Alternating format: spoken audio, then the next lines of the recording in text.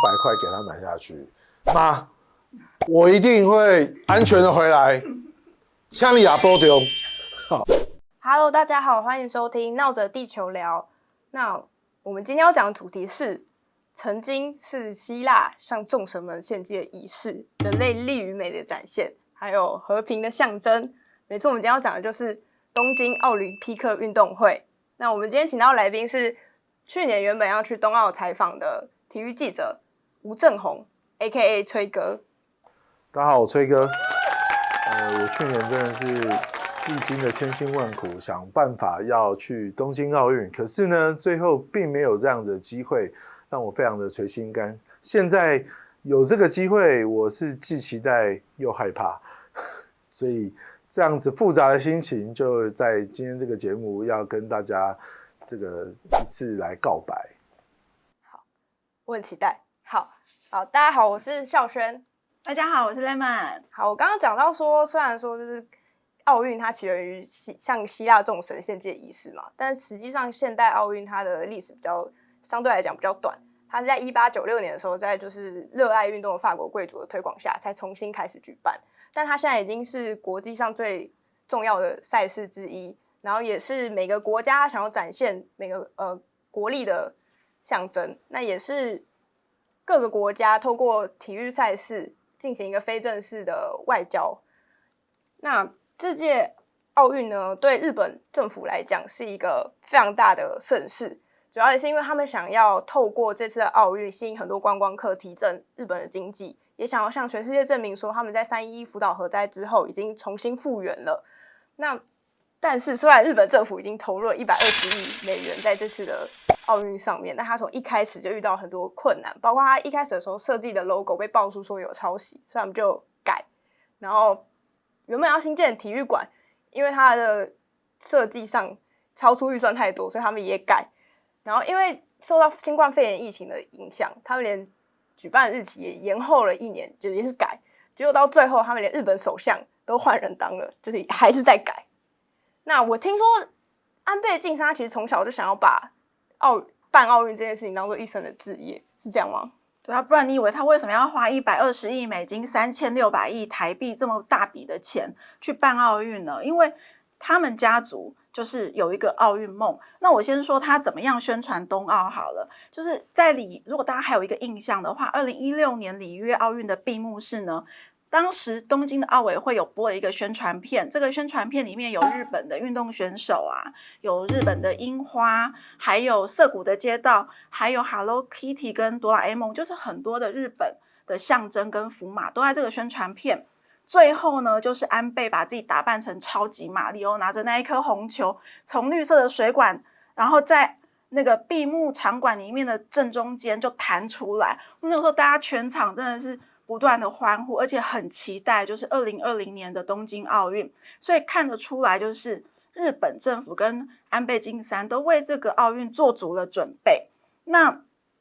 为什么安倍这么重视？一方面就像孝轩你刚刚讲的，这是他们日本迈向未来的一个重要的契机。另外一个就是安倍家族呢，他们其实在安倍的外公岸信介担任首相的时候呢，他就已经曾经申办奥运成功，可是他没有办法如愿的看到奥运举办，因为他在申办成功后不久他就下台了。所以呢，安倍他一直就是从他2012年重返执政之后，他就一直希望说我可以一圆我们家族的梦想。没有想到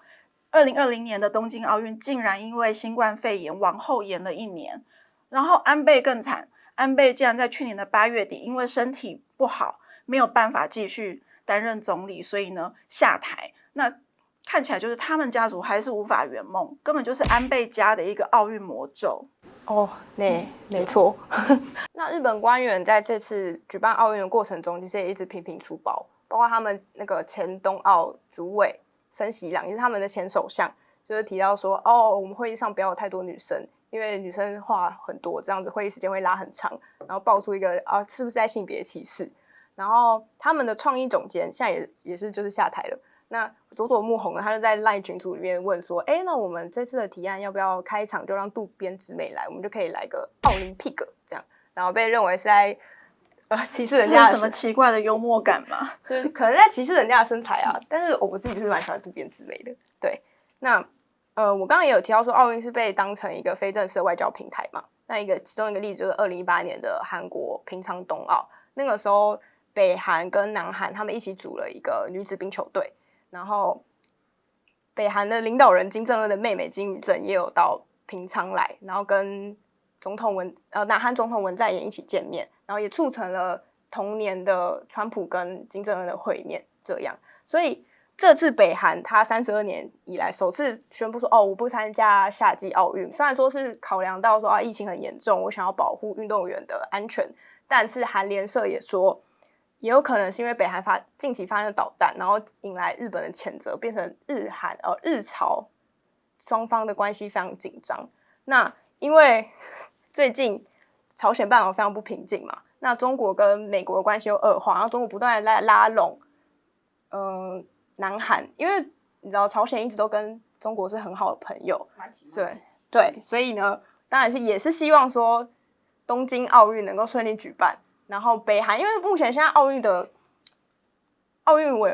委员会是说，他们现在还没有收到北韩他们正式的退赛申请，这样，所以他们还是有可能会去参赛。那还是希望说，就是奥运能够发挥它的那个 peace 的精神，带给大家就是一个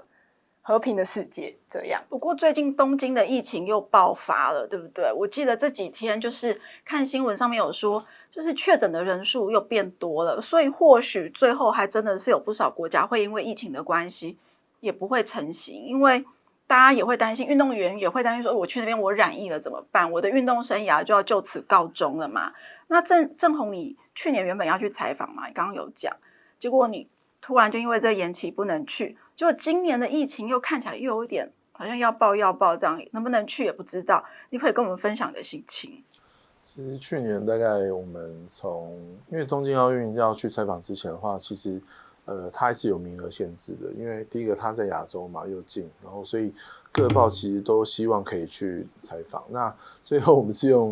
甚至先用分配完之后，最后我们甚至还要用抽签的才能决定每一家可以去的人数。那其实由此可以看来，东京奥运是一个非常热门，大家很想要去采访的一个赛事。可惜就是遇到这个新冠肺炎之后，我们那时候一开始听到消息的时候非常的紧张，就是觉得那是不是可能我订的机票啊，或是我订的这些住宿可能都要延档了。那东京奥运这边其实最后我们得到决定的就是说他要停办，其实是体育署这边的消息，甚至也是各个外媒他们都已经确定要停办。那从头到尾其实东京奥委会也没有直接的跟我们讲说要停办，最后其实都还是透过奥会这样。那今年就是经过了去年这样子的一个洗礼之后，其实大家还是很紧张，因为还是不知道会不会疫情会舒缓，还是有可能更严重。那我现在听到的是说，我们这边可能要去的人，你还要选择说你要不要播种，就是你要接种疫苗。如果你没有接种疫苗的话，其实过去你会重重的阻碍，包括你要隔离14天，包括你可能到去哪边你都要出示你的这个证明，就是新冠肺炎的检测的证明。那当你染疫的时候又更麻烦，因为他们的 playbook 上面就有很多的限制，就告诉你说，第一个不能搭乘大众交通运输，然后你自己要想办法到会场，然后你自己要找好你的防疫的地方，然后你可能还要安排好你的路线，然后这些都是你要先下载它的那个防疫的 APP， 所以它要精准的掌控你每个人的就是去向。那加上我们知道之前日本政府这边已经有讲说，就是他已经禁止这个外国的观光客到日本的东京奥运去观战，那所以这都会影响到你去了当下之后，你会不会受到另外一种，我们也知道日本曾经是，也不是说曾经啊，就是一直都是对外国人多少是有一些稍微排外的这样的一个倾向，那会不会受到一些特殊的待遇？其实都是我们非常担心的状况。那你觉得，就是他规定这么多的话，外媒记者会去的多吗？其实就我们这边来看的话，据我所知，其实台湾这边过去的大概文字可能有18位左右。那去的话，目前来讲，目前都还没有人说他不要去，可是大家一定心里都会就是感觉就是害怕，就觉得说去好不好，会不会染疫啊？那染疫回来要怎么办？要隔离，然后14天这些，对。然后据我所知是，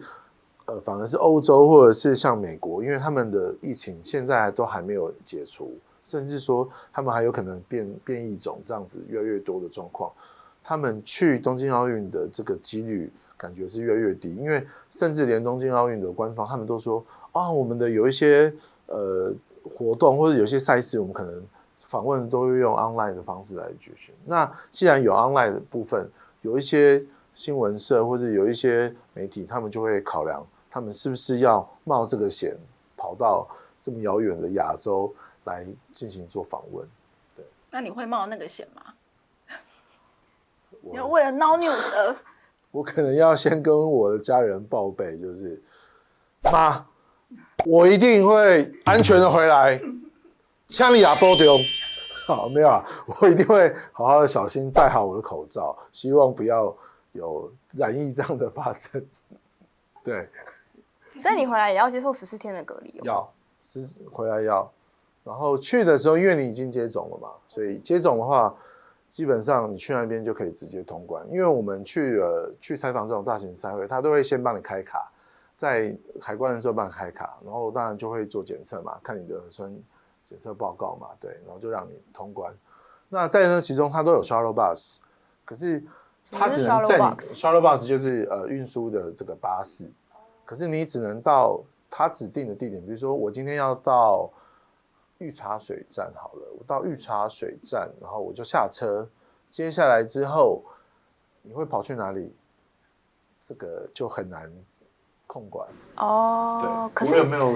我没有花确实的照他的这个给我的 SOP 去做，我觉得这是日本政府需要好好检视的，尤其是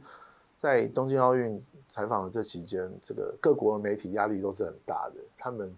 一定会想要找一些地方去放松一下。你要怎么去形成这样子的一个泡泡的采访，其实很难。所以你的意思是说，可能会有人偷跑就对了。这应该是很有可能会发生。那尤其是染疫了之后，大家他所谓的亲密接触者这个定义，你浓厚接触啊，然后会有多少人，这个你也不知道。而且你已经好，比如说你今天去采访的这些人中，其中有一个人染疫了，那你就必须要暂停你手边的工作，那你怎么跟公司交代，对不对？然后你又要怎么办法去在这样的状况之下继续做采访呢？其实这都是问题啊。那你刚刚有提到说，就是日本政府说你们不可以搭大众交通运输工具嘛？那比方说，我今天要去游泳池，但游泳池明天可能要去足球之类的，它不会在同一个场馆，那你要怎么移动？过去来讲的话，我们都会到所谓的媒体中心的 NPC， 就是他们可以有很多的 shuttle bus， 就是刚刚我讲的这些巴士都有到各个场馆的时间，所以举办一个大型的赛会，当然非常花钱，然后它也很花人力。那还有一些这些 volunteer 这些志工要帮我们引导，因为来自各国不同的语言，要怎么去简化成他们了解的语言，然后让他们顺利的搭到车，再回到他们采访的地方。这个来回光是想都很痛苦，尤其像日本幅员广大，不像我们之前去采访的，比如说像光州这种世大运这种，它的规模是更夸张的，所以光是你移动到一个地方再回来，可能1天就过去了。那对你们来说，就是体育记者在采访过程中很辛苦，但对于那些赛期被延后1年的那些运动选手，他们有什么影响吗？因为有些人可能就是我办完这次奥运我就要退休了，这样。据我所知是他们其实都觉得蛮可惜的啦，或者是说他们也觉得其实受到疫情影响，这也是无可奈何的事情。那对于像台湾的选手，其实还是有怀抱的奥运的梦。比如说，我们举那个空手道的文姿云好了，他这一次的奥运对他来说很重要，因为空手道基本上不会在奥运可能再出现，可能就这一次了，或是棒球可能就是这一次了，所以他当然是很希望可以来为国争光，甚至他有机会拿到牌嘛。可是对于其他的项目来讲，他可能会觉得，我是不是要赌上这一次这个新冠肺炎跟他这个对抗呢？还是我要再沉潜一下，我还有机会？对。可是对于像戴资颖，或者是像一些其他的选手来讲，他可能就是这是我最后的一次出征，那我就是抱着这视死如归的决心，就一定要拿到牌，这也是对我自己一个 challenge 这样子。对，但他们也要打针吗？要啊，他们都有接种这个疫苗。然后我听到的是，目前接种疫苗还有很多种状况，可能半夜发高烧，然后就是冒冷汗，然后甚至隔天就是没有食欲啊，就是很多种，甚至还有人就是要挂急诊这种状况。其实打疫苗说实在是大家听起来好像很安全，可是实际上你做好防疫还是更重要。你不能因为你打了疫苗你就扣谁，就那我就不戴口罩，这个不太可能。所以代表队他们是一起接种疫苗吗？据你所知，目前不是一起接种疫苗，因为一起接种疫苗的话，每个人他的时程不一样，他练习的也不太一样，他一定要，比如说他要出国之前，比如说像4月，我们知道郭婞淳他要去参加亚锦赛，那他就必须要先接种疫苗。那如果我是小戴资颖，那我现在还没有这个，我还没有要出国嘛，那我是不是在我身体条件稍微比较好的时候，我来接种比较好，就不一定要跟大家一起接种。对，我们这一次代表队最有机会夺冠的选手，就你所知有哪几位？你说金牌吗？前3名。前3名的话非常多啊，像羽球我们有周天成嘛，对，然后戴资颖，棒球我们也是有机会，如果我们打进去的话也是有机会嘛。那比如说像射箭，比如说像就举重，对，那甚至像射击的部分，我们都是有机会来争取牌，甚至有机会，还有体操，李智凯，对，都是有机会拿到不错成绩。那下一次还会不会有这样子的机会再参加奥运？其实对他们来讲都是一个未知。对，为什么是未知？他们要先比赛其他的比赛才能够你要参加奥运，你必须要得到足够的积分，你才有办法进去。就是我们所谓的，就是你要进去安全的名单里面。比如说像郭婞淳，他为什么这次他还要再出去？他明明就是举重世界就是第一的这种的看展，可是呢，他去那边他不用下场比赛，基本上他只要参加，他就已经进去奥运资格了。可他为什么还是要下去比？他是要让你们知道说，我大概实力在哪里，你们的实力在哪里，我还是要知道各个项目的话，他们跟我的差距在哪里。所以他去比，某一种意义是想要探底啊，那也不让人家抓到他自己的这个大概可以举多少的公斤数。知己知彼才能百战百胜。好。那你刚刚有提到说，就是你打完针之后出去，然后回来还是要再隔离，为什么？我们不是都打完针了吗？因为这就是我们国家的政策嘛，就是你虽然出国之后回来，我们还是小心为上嘛，我们还是要在自己家里做这个居家隔离的这个动作，因为你也不知道说在这个期间你在外面会接触到什么样的病毒，然后会不会有一些意外，它有可能有潜伏期，因为这个新冠肺炎的病毒是非常的狡猾，尤其在日本，它有非常多的变异种就像我因为我平常采访，有时候会采访棒球的时候，我有问就是大阪来的教练，就是富邦悍将的古久保健二，他说在大阪他们非常非常的害怕，然后在东京也是，因为变异种实在是无法去抗拒。你可能觉得这个人检验的是阴性，可是隔天他可能就是阳性哦。对，那你要怎么预防？你根本没有办法预防，所以就只能防好，就是让自己做好防疫的这个状态。所以就是勤洗手、戴口罩，顶多就只能这样。对。那你出国前会买保险吗？一定要买保险，500块给他买下去，多少有点保障在。那你回来还要继续工作吗？在隔离的时候？我想以台湾的这个媒体的这个目前的这个工作环境来讲的话，回来一定要工作的啊。回来我们还是要甚至我们也可以把我们自己的就是隔离的这个状况记录下来，跟之后的人分享。这是我们媒体人的使命，对不对？这是我们媒体生存在这个社会非常大的使命。好，辛苦你了。谢谢。好，听完郑弘分享这么多，有关于冬奥怎么防疫，还有他要去冬奥之前要做的种种准备，那我就是健康最重要。那皆さん，我们下周再见。中华队加油！